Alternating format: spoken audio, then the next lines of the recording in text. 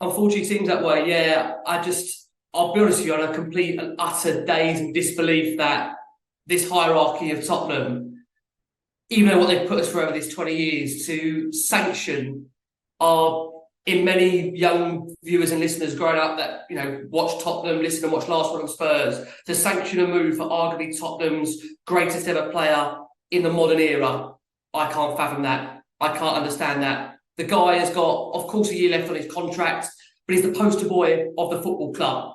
And this is a man that, if you kept him for the 12 months, he would arguably propel you into the Champions League, and he'd actually repay you even more than the 100 million that you would get for him. So I totally and utterly do not understand the logic to sell Harry Kane this summer.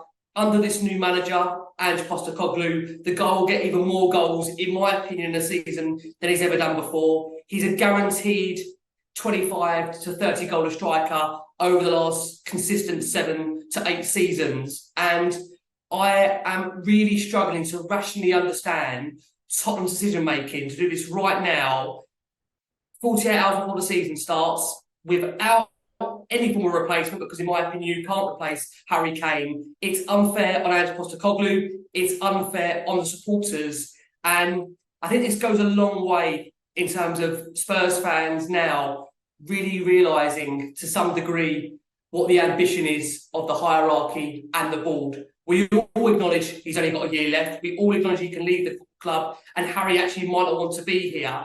But at the same time, he's been a total professional. He's been superb throughout pre-season. We saw that unbelievable performance against Shakhtar Donetsk at the weekend in that pre-season friendly, where, of course, he scored 4 goals. But I'm really struggling to understand the logic here from Tottenham to sell a guy right now that will get you that 100 million back next summer when it comes to getting the goals that Spurs will need to get into the Champions League. And I have got to say, when you look at Tottenham's past, this isn't the first time that a player's future has dominated and overshadowed the start of the season. We've been there before with Berbatov. We've been there before, of course, with Modric, with Bale.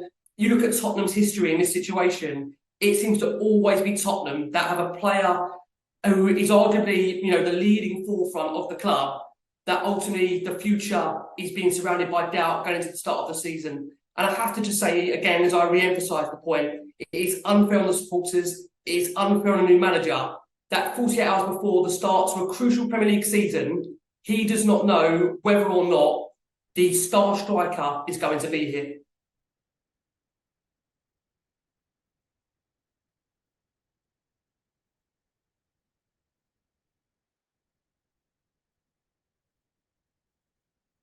Well, I think it's been made very, very clear this summer that Harry will not be looking to sign a new contract. And I don't blame him on that, just to be very, very clear. I do not blame Harry Kane whatsoever to not commit his future to Tottenham when he still needs to, in my opinion, work out whether the club is going in the right direction. People, I don't want to forget this, Harry Kane is a boyhood Spurs fan. He is, first and foremost, a supporter of the football club. He loves the football club. And Harry's been very, very clear throughout his career at Tottenham that if he sees the club going in the right direction, he will remain with the club.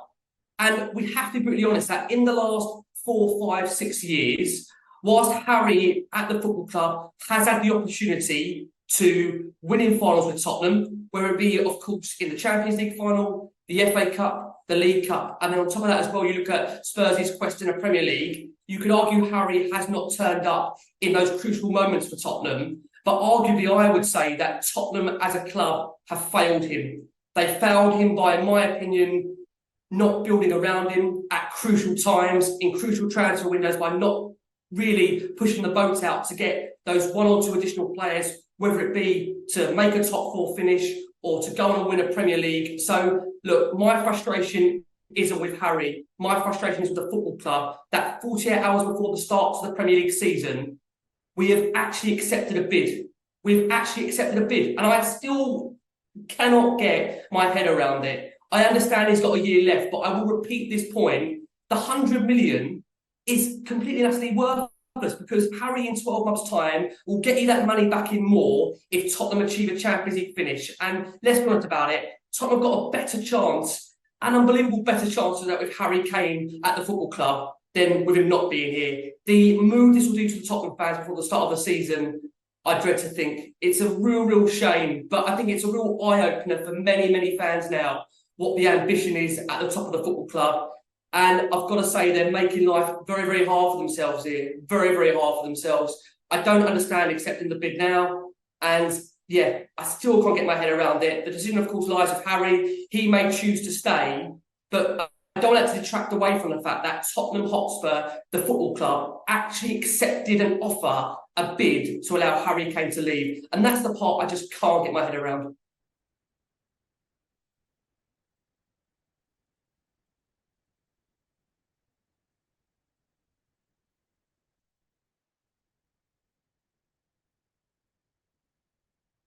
Yeah, I mean, listen, it's going to be a difficult potential start to the season. I mean, Spurs are in a situation where already you look at their start they've got against Brentford. It's not the easiest place to go. 4 out of the first 5 games are away from home. The first of at home being, of course, Manchester United, where already we know from the Spurs Supporters Trust there's going to be a demonstration outside of the grounds in relation to those ticket prices and the match day hike. The thought of that now also being the game in which Tottenham have not got Harry Kane at the football club in their first official home game under Ange Postecoglou.